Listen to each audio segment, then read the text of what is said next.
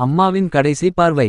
நான் கார்த்திக். சிறு வயதிலிருந்தே என்னை உயிராக காதலித்த அம்மா எவரும் செய்யாத தியாகங்களைச் செய்தார். ஒவ்வொரு காலையிலும் நான் விழிக்கும்போது அம்மாவின் முருகன் சுருதி போல ஒலிக்கும் குரல். கார்த்திக், நாளை உன் நாள். தயாரா? அவள் எப்போதும் சொல்வார். மகன் வெற்றி பெற்றால் அம்மா உயிரோடு இருப்பாள். ஆனால் என் கல்லூரி முடியும் நாள் வந்தபோது அம்மா நோயுற்றார். பல மாதங்கள் கஷ்டப்பட்டார். மருத்துவர் அமைதியாகச் சொன்னார், அவரை இன்னும் சில நாட்கள்தான் பார்க்க முடியுமே. அந்த இரவு நான் அம்மாவின் கையை பிடித்துக் கொண்டு விழித்துக் கொண்டிருந்தேன். அவள் மெதுவாக கண் திறந்து, நாளைக்கு உன்னோடு பேசணும், முக்கியமான விஷயம். ஆனால் நான் ஒரே ஒரு விஷயம் கேட்டேன். அம்மா, நான் உங்களை இழக்க மாட்டேனே. அவள் ரொம்ப மெதுவாக சிரிச்சாங்க. உன் வாழ்க்கையை செம்மா வாழ்ந்தால் நான் இறப்பே இல்ல.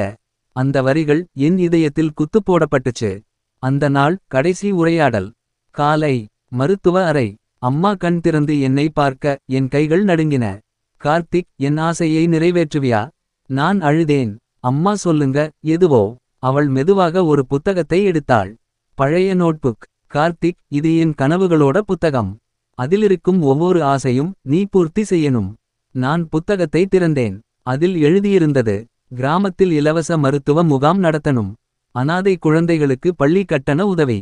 ஒரு நாள் குடும்பம் இல்லாத ஒரு மூதாட்டியை மகளாக மதிக்க. என் மகன் மருத்துவர் ஆக வேண்டும். அம்மாவை பார்த்தேன். நீ என் கனவு மகன் கார்த்திக், நீ முடியும். அடுத்த நிமிடம் அவள் கண்கள் மெதுவாக மூடின. அவள் கடைசி சுவாசத்தில் சொன்னார், நீ செய்வாய் கார்த்திக், அப்போ நான் உன்னோடு இருப்பேன். அழுது கொண்டே அவளின் தலையை என் தோளில் வைத்தேன். அந்த நிமிடம் என் வாழ்க்கை முடிந்து போனது போல இருந்தது. அம்மா விட்டுச் சென்ற நோட்புக். அவள் இல்லாத வீடு, என்னை கொல்லும் அமைதி. ஒரு வாரம் நான் பேசவே இல்ல. ஒரு நாள் அந்த நோட்புக் மீண்டும் என் கண்களில் பட்டது. அம்மாவின் ஆசை நான் நிறைவேற்றணும். அதுதான் என் வாழ்க்கையின் பாதை ஆயிடுச்சு.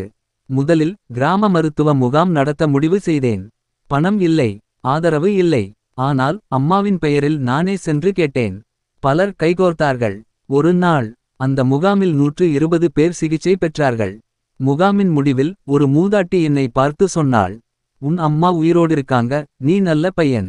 அந்த வார்த்தைகள் என் உள்ளத்தில் தீ போட்டு வெற்றி கொளுத்தின. அம்மா கடைசியாக கேட்ட கனவு. பல வருடங்கள் உழைத்தேன். இப்போது நான் மருத்துவராக தேர்ச்சி பெற்றுவிட்டேன்.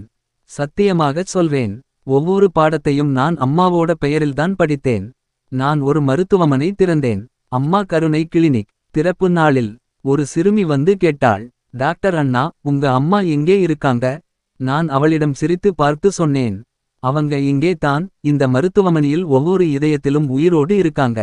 இப்போது என் வாழ்க்கை அம்மாவின் கனவுகளை நிறைவேற்றும் ஒரு பணி. ஏழை குழந்தைகளுக்கு நான் இலவசமாக சிகிச்சை கொடுக்கிறேன். ஒரு வருடத்தில் 53 அனாதை குழந்தைகளுக்கு கல்வி செலவு உதவி செய்தேன். அம்மா சொன்ன மூதாட்டியையும் கண்டேன். அவளை நானே பார்த்துக் கொள்கிறேன். அம்மா இறந்த தினம் மரணம் நடந்தது. ஆனா அவள் கனவுகள் பிறந்தது. நான் அறிந்த பாடம், அம்மாவை இழந்தவன் வாழ்க்கையை இழந்தவன் இல்லை.